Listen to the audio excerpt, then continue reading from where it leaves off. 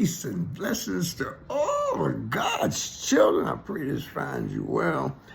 You're going to need a pencil and some paper here and take some notes. If not, just, have a sit down and I've searched it. You're going to need to research this and take it into your spirit, because this is a personal overstanding in your understanding. As above, so below is the theme of this. All right. I'm going to start with the astro. Those are the people that study the heavens. Astro scientists and what have you, says, according to current scientific understanding, once matter enters a black hole, the black holes in space, it is believed to be compressed into an infinitely small, beyond microscopic point called a singularity. Listen to this language here, for where we're going, it's going to bear fruit. At the center of the black hole, where the density and gravity are so extreme that our current physics cannot describe what happens there. So in other words, once matter and if things goes in there, they have nowhere, they don't know where it goes. Okay, it's a science now. Okay. Essentially, the matter is completely isolated from the rest of the universe and cannot escape, effectively disappearing from our observable space-time conundrum. See, everything dealing with physics and the physical world, manifest creation, something we invent, is called a space-time conundrum. That's what creates the reality, that bouncing back and forth between space and time, all right? Now, bear with me.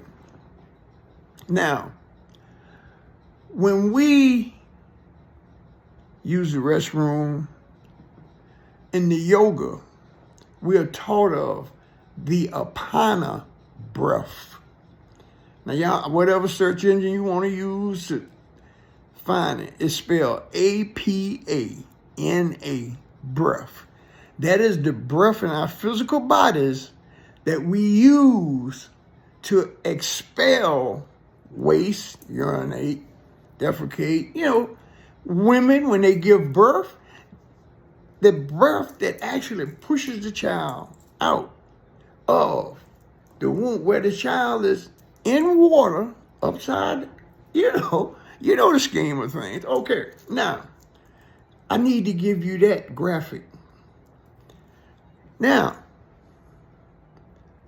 here's where the matter of importance about knowing the depths of your history and the ancient wisdom, which has been misunderstood by so many people. Like I said, even like with the King James Version of the Bible, I say that, the only people that can, the actual mystical revelations in the scripture is still there. But it takes one to open the scriptures up to make it plain so you can comprehend it. Now, the ancient wisdom, the Metu Neter, and when we say the divine feminine here now, well, let me say this right here. This demonstrates why we must hold the divine feminine as women mothers and our reverence towards our mothers. I'm going to connect all this together, and it's going to be something you take into your consideration. You take it, let it alone. Okay, but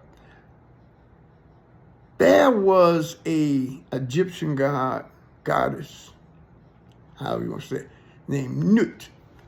Her name is spelled N-U-T. It looks like nut, but it's pronounced Nut. And Nut, according to ancient, is the goddess of the sky. Now, understand, when you say the sky, what separates above and below is ether. E-T-H-E-R. No, not what people, not the chemical form. The ether, that's a complete realm of reality where when certain energies pass through it, such as the matter that goes through the black hole, that the scientists don't know what happened to it, it enters the realm. And this is what the ancient Egyptians was talking about by their descriptive language of the goddess Nut. Okay, Nut, the goddess of the sky and the heavens. She was the daughter of Shu, god of vital breath, and the wife Tefnut, goddess of heat, sun. She was usually depicted. Now, this is a pictogram. This is signs and symbols to do something in yourself and your subconscious to wake you up. Now watch it. She was depicted as a woman bent over the earth, the ethers, the sky, so to speak, with her head in the west and her feet in the east. So her mere depiction is demonstrating the rotation of the sun.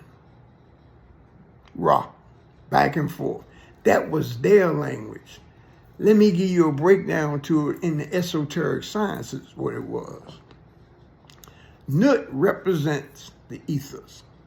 As I said, when something is sucked into, as above, so below, same up there, same down here. When it's sucked in, the scientists describe it as it becoming something other that they don't know what. I'm just saying, consider what I'm getting ready to tell you here. That apana breath that the mother uses to push the baby out,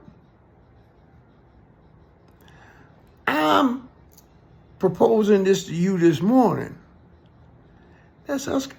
That breath that pushes us out, that apana breath, what if that's the fulfillment of the elements that come from the universe that's been processed through what the Egyptians was calling Nut, and the mother was bringing the unknown into the known and pushing us out into this world we're in. Just think on that. Just take that into your consideration. That is why we should always honor and give reverence to women and our mother. A nation can rise no higher than their woman. Peace and blessings to all of God's children.